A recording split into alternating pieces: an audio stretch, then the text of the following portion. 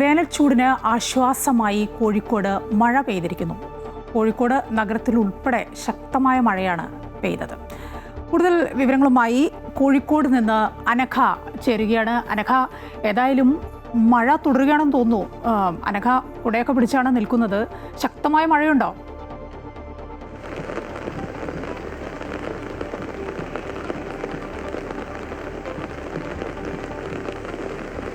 തീർച്ചയായും ഇന്ന് പുലർച്ചെ ഒരു 3 മണിയോട് കൂടിയൊക്കെയാണ് ഈ മഴ തുടങ്ങിയത്. കോഴിക്കോടിന്റെ ഉൾപ്രദേശങ്ങളിലടക്കം ശക്തമായിട്ടുള്ള മഴ പെയ്യുന്നുണ്ട്. കോഴിക്കോട് നഗരത്തിലും ശക്തമായ മഴ തന്നെയാണ് ലഭിച്ചുകൊണ്ടിരിക്കുന്നത്. കഴിഞ്ഞ കുറച്ച് മണിക്കൂറുകളായി തന്നെ ശക്തമായിട്ടുള്ള മഴ തന്നെയാണ് കോഴിക്കോട് ജില്ലയുടെ പല ഭാഗങ്ങളിലും ലഭിച്ചുകൊണ്ടിരിക്കുന്നത്.